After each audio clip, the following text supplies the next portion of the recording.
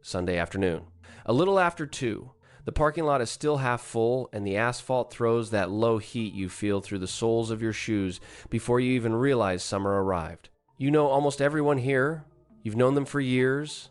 The couple who always lingers by the silver van, talking about their grandson's travel baseball schedule.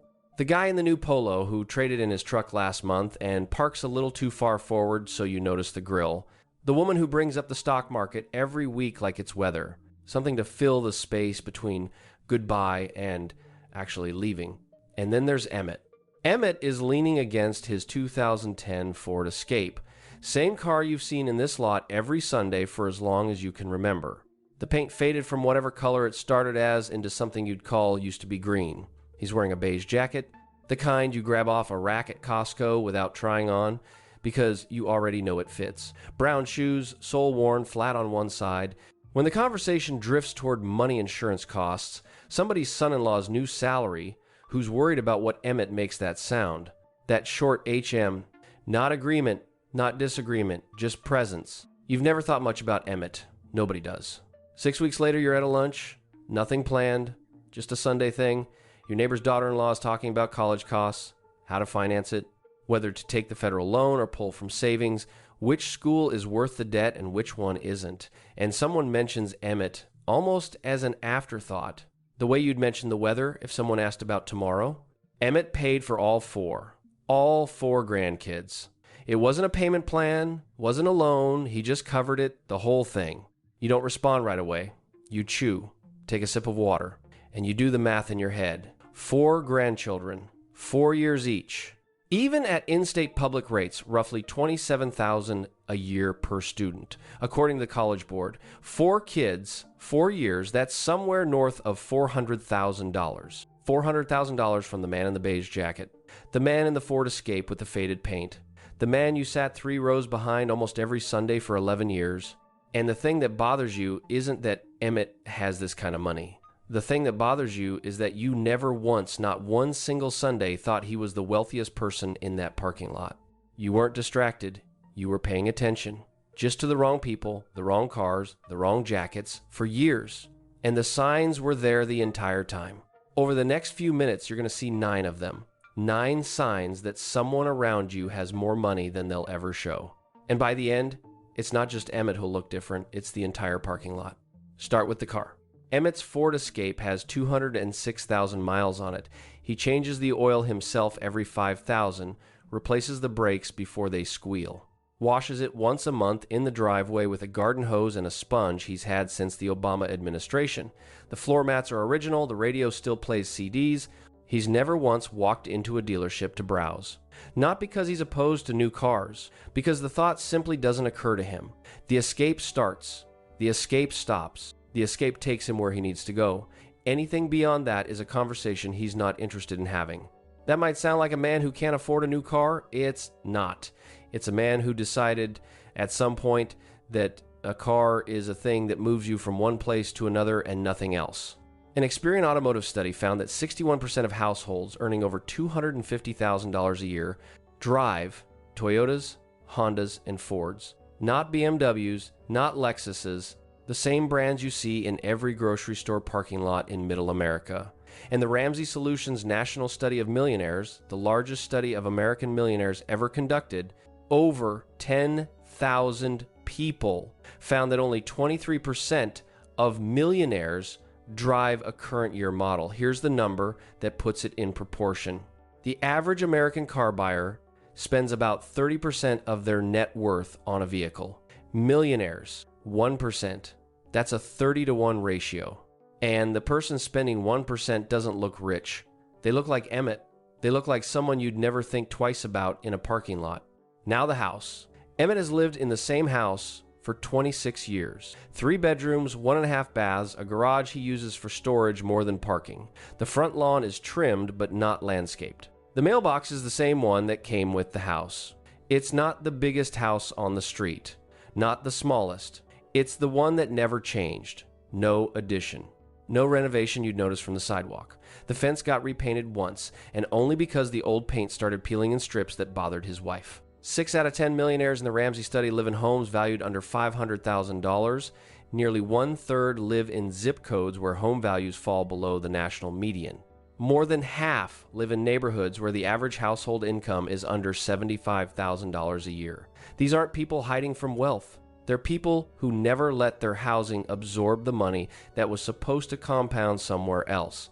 The house serves a function. When the function is met, the checkbook closes. And then the clothes. You already registered this in the parking lot. The beige Costco jacket, the brown shoes with the worn sole. Your brain filed it under simple or doesn't care much about his appearance, but that's the wrong label. The right label is, this man removed status signaling from his wardrobe so long ago that it doesn't even occur to him anymore. He's not performing modesty. He's not making a statement. The outfit is a non-decision. He grabs what's clean, what fits, what works. And non-decisions about appearance, when they're consistent year after year without exception, are almost always a sign that the real decisions are happening somewhere you can't see. In a brokerage account, in a trust document, in a quiet conversation with a financial advisor that nobody else is invited to. The first three signs are always physical, and they all say the same thing. This person stopped spending to be seen a long time ago. But the physical signs are the easy ones. The next two are the ones most people never catch. Sign 4 is silence. You're back in the parking lot. Different Sunday. Someone's brother-in-law closed on an investment property, and he's telling everyone within earshot, not because anyone asked, because he needs to say it out loud. Two other guys jump in. One just refinanced at a rate he's proud of. The other moved his portfolio into something aggressive that a coworker told him about. Voices overlap. Numbers fly. Each one a little louder than the last. Emmett is standing 4 feet away, hands in his pockets. He listens. He does the HM. And when there's a pause long enough for someone to look at him, he says nothing. Not a word. Not a counter story. Not even a vague, yeah, things are good. 2 years earlier, Emmett sold a small lot he'd owned since the 90s. A parcel his father had left him about 3/4 of an acre bordering a county road that a developer wanted. The sale brought in just over $60,000 after closing costs and taxes. Nobody in the parking lot found out, not that week, not that month, not that year. The money moved from the title company into his brokerage account on a Wednesday afternoon, and Emmett went to the hardware store on Thursday morning to buy caulk for the bathroom window. Like nothing happened. Because in Emmett's world, nothing had happened. Money came in, money went where money goes. There was no event, there was no announcement. There was just a slightly larger number on a screen he checks once a quarter. Here's the pattern. People who announce financial gains are still processing them emotionally. The gain hasn't settled. It's still exciting, still fragile, still new enough that saying it out loud makes it feel real. People who stay quiet after a gain have already absorbed it. The money became patrimony before it became conversation. One relationship with money is performative, the other is structural, and the structural one compounds. Sign 5 is the easy no. The neighborhood organizes things, a group cruise, a weekend trip to a casino resort 2 states over, a dinner at the new steakhouse everyone's been talking about since it opened in March. Emmett gets invited every time. Of course he does. And he says no. 3 words. Nah, not this time. No elaborate excuse. No scheduling conflict. No story about being busy that weekend. No visible guilt. No fear of missing out. Just a clean, quiet, unweighted no. That's the tell. The ease of the no is directly proportional to the financial cushion behind it. When you have very little margin, saying no requires justification to others and to yourself. You rehearse the excuse in your head, you feel it in your chest, you worry they'll think you can't afford it. When you have a deep cushion, saying no is as natural as declining a second cup of coffee. It costs nothing emotionally because it costs nothing financially. There's no internal negotiation. Watch for it the next time a group proposes something expensive. The person who declines without drama, without apology, without a backup story, that person isn't broke. That person has a margin so wide the question of affording it never even entered the conversation. Signs 1 through 5 can show up in a single afternoon. The next one only reveals itself over years, and that's why almost nobody sees it. Emmett's sister passed away 3 years ago. She left him $38,000. Not a fortune, not nothing either. Enough to replace the Ford Escape twice, enough to redo the kitchen, enough to take the kind of trip you'd talk about for years, enough to do something visible, something your neighbors would notice. Emmett didn't. Same car, same house, same 1-week trip to the same lake cabin every July, same lake, same dock, same bait shop where he buys minnows on the first morning, same grocery store on the same day, same brand of olive oil he's been buying since the label changed twice. Same booth at the diner on Wednesday mornings where the waitress doesn't bother handing him a menu because he's been ordering the same thing for 6 years. Nothing changed. Not a single visible thing. The lake cabin is a good example. Emmett has been going to the same one since his youngest daughter was in middle school. It's not his cabin. He rents it by the week. Same owner, same dock, same screen porch with the same creek in the third step. He could buy a cabin. He could buy that cabin.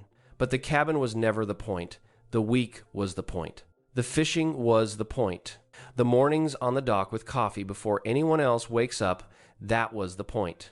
Owning the cabin would change the relationship from guest to landlord. And Emmett doesn't want to be a landlord. He wants to sit on a dock. $38,000 could have changed that. It could have been a down payment. It could have been an upgrade to a nicer lake, a newer cabin, a dock that doesn't lean. Instead, it went somewhere invisible. And the next July looked exactly like the last one. Down the street, the couple who received a smaller inheritance, $22,000 from an uncle, renovated the kitchen within 4 months. New countertops, new backsplash, stainless steel appliances that catch the light through the front window. The neighbors noticed. That was the point. The renovation communicated something. It said, something good happened here. Emmett communicated nothing. And that nothing is the sign. This is the counterintuitive part. We're trained to read more money as more visible change. Promotion means a nicer car. Bonus means a vacation. Inheritance means something new in the driveway or the kitchen or the closet. But in people who have real, accumulated, durable wealth, the opposite is true. The absence of visible change after a financial event is the signal. Because visible change means the money was converted. It became granite. It became stainless steel. It became a thing you can see and touch and show to your neighbor. And if you can see it, it's gone. It stopped working. It became a countertop instead of a compounding asset. Emmett's $38,000 didn't become anything visible. It joined the rest of his money in a place nobody looks. And 3 years later, those $38,000 were still growing quietly, without a backsplash. Sign 6 is the hardest one to see because it looks like nothing happened. And nothing happening is the whole point. But there's one moment where sign 7 becomes impossible to miss, and almost nobody reads it correctly. 2022. The market drops. Not a sudden crash, more like a slow bleed that starts in January and doesn't stop until September. The S&P 500 falls more than 20%. Headlines go from cautious to alarming to apocalyptic. The word recession shows up in every other article. In the parking lot, the mood shifts. The guy who used to talk about his portfolio stops talking about it entirely. That's its own kind of signal. Someone mentions pushing retirement back a year, maybe 2. Another person, the one who always seemed confident, asks if anyone's heard about Series I bonds. The woman who brings up the market every week stops bringing it up. She talks about her garden instead.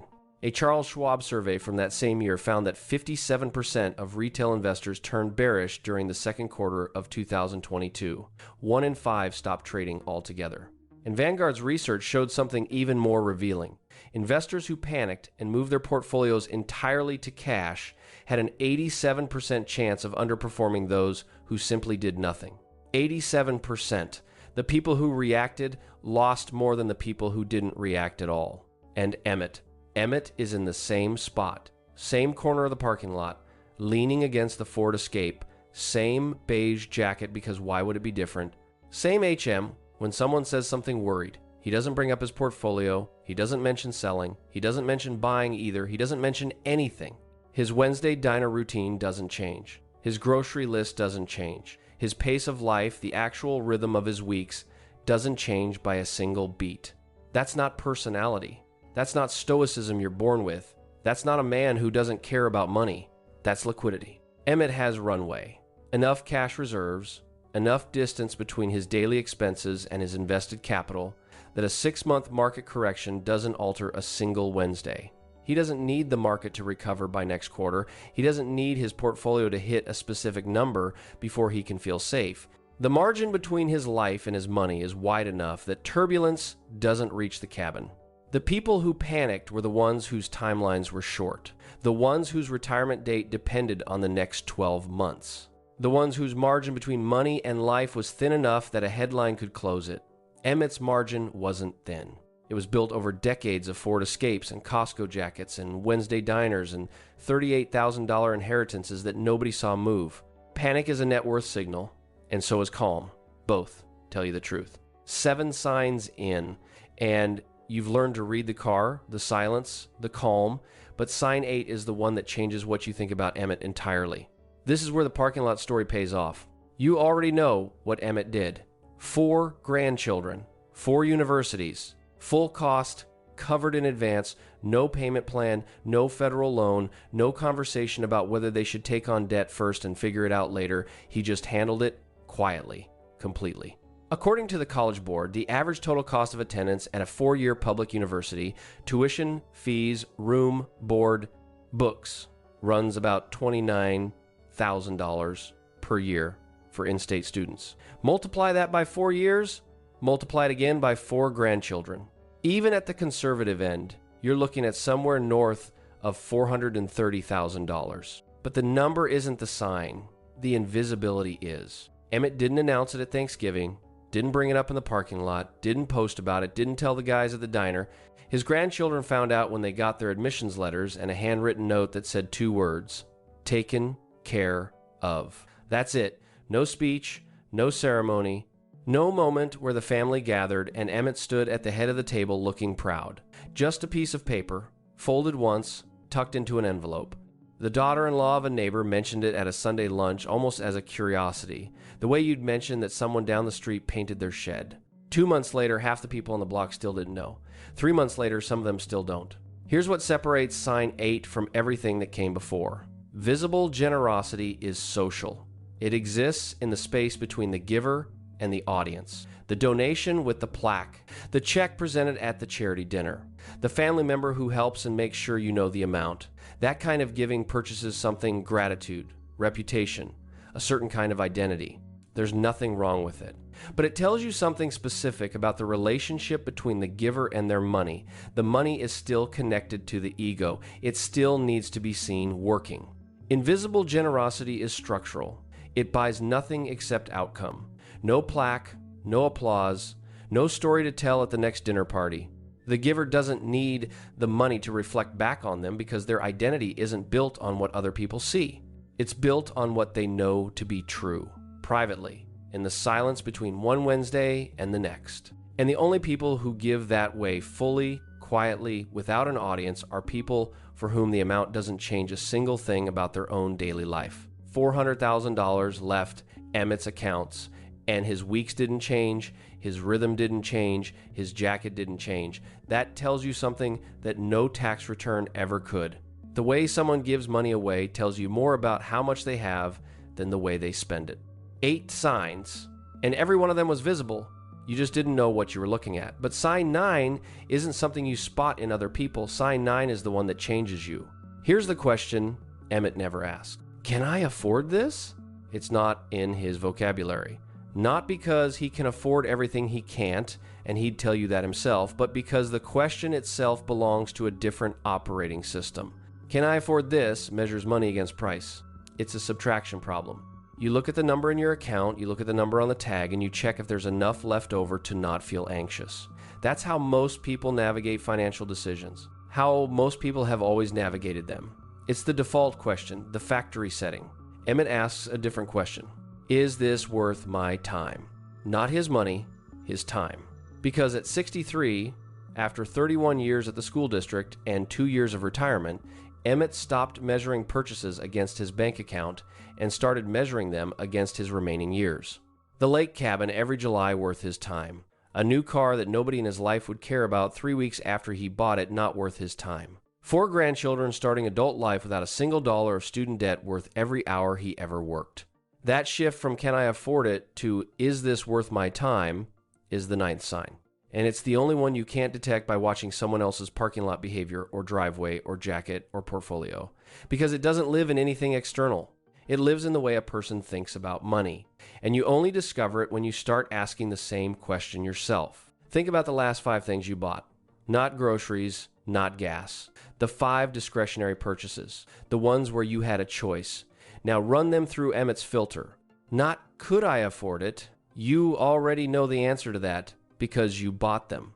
The question is, were they worth your time? Was the purchase worth the hours you traded to earn the money you spent on it? If you earn $30 an hour and you spent $90 on something you've already forgotten about, you traded 3 hours of your life for something that didn't last 3 weeks. That's not a financial mistake. It's a time mistake. And time doesn't compound backward. Here's the part nobody tells you. You don't need Emmett's net worth to make the switch. You don't need $400,000 in a brokerage account. You need the willingness to stop measuring your life by what things cost and start measuring it by what things are worth. Those are 2 completely different calculations. One keeps you running arithmetic in the checkout line. The other builds the kind of life where the arithmetic doesn't matter anymore. And the gap between those 2 calculations, between cost and worth, is where every quiet Emmett in the world builds something that nobody sees coming. The 9th sign isn't something you spot, it's something you become. Sunday afternoon, a little after 2. The parking lot, same asphalt heat, same 15-20 cars, the couple by the silver van, the guy with the new grill, the woman who talks about the market, and Emmett, leaning against the Ford Escape, beige jacket, brown shoes, that short HM when someone says something about interest rates. Everything looks exactly the same as it did before you knew what you know now. Same cars, same voices, same people. But it isn't the same, because now every detail you dismissed, the car, the jacket, the silence, the easy no, the unchanged life, the calm in the storm, the generosity no one saw, the question he never asked. Every single one of them reads differently. What looked like indifference was discipline. What looked like simplicity was strategy. What looked like nothing was everything. And the uncomfortable truth is this. You've probably sat 3 rows behind an Emmett for years. Maybe in a parking lot. Maybe in an office break room. Maybe at a holiday table you've already half forgotten. And you watched someone else, someone louder, someone shinier, someone with a newer car and a bigger story, and you thought that was the person worth paying attention to.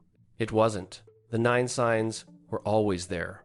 In the driveway, in the silence, in the things that never changed. You just weren't looking for them.